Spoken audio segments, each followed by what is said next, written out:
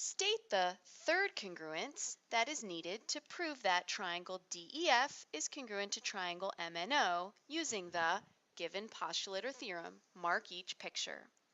So it's given that segment FE is congruent to segment ON. Let's mark that in the picture. Here's segment FE, here's segment ON. Also, angle F is congruent to angle O. Angle F congruent to angle O. Now I'm trying to use AAS, angle, angle, side. Notice what we have so far. A pair of congruent angles, I'm going to write A next to those, and a pair of congruent sides. I'm going to write S next to those. Now I have an A and an S, I need another A. If I mark the angle over here, that's going to make me have to go ASA, the side joining the two congruent angles. So instead, I'm going to mark the angle down here. Let's see how that's going to work. If I mark these, then I can put an A down here. I do see that this side doesn't have a mark, so an X would go there. This angle doesn't have a mark, and this side doesn't have a mark.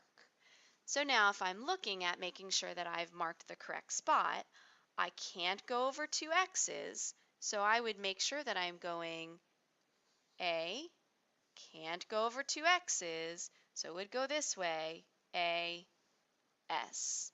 That does it. So now I'm going to write down what I marked. Angle D is congruent to angle M. Let's take a look at another one.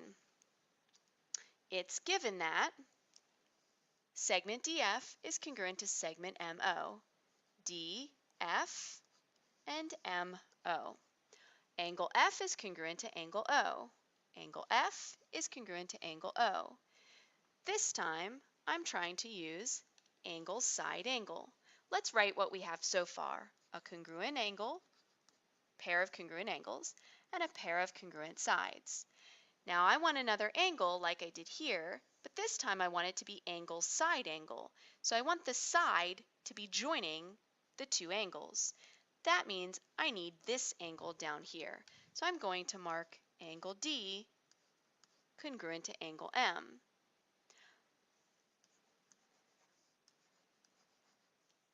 Let's see how that's going to work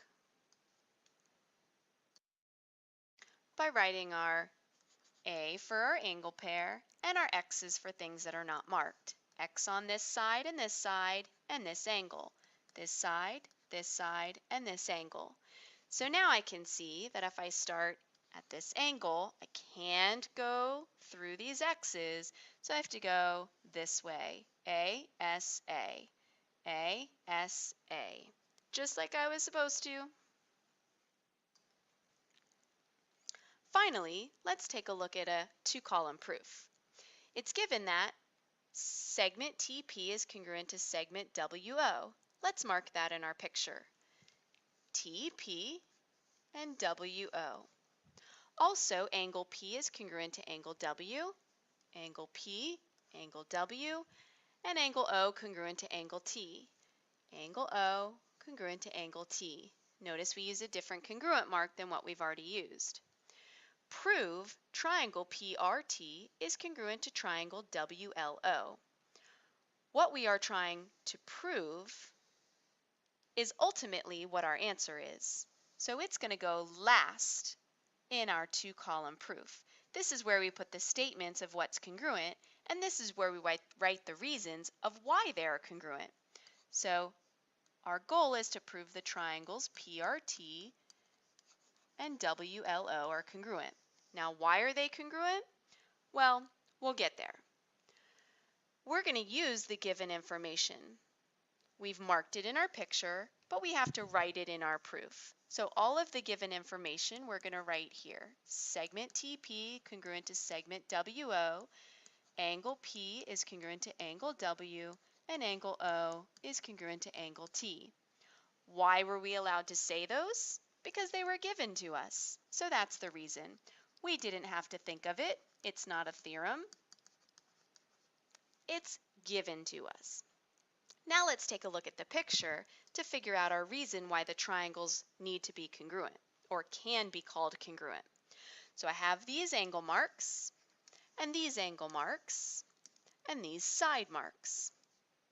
I'm going to put an X where I don't have any marks. Now I can see that I'm going from an angle, not through any X's, to a side and to an angle. Same on this one, angle, side, angle. That's the reason that the triangles are congruent. Thanks for watching.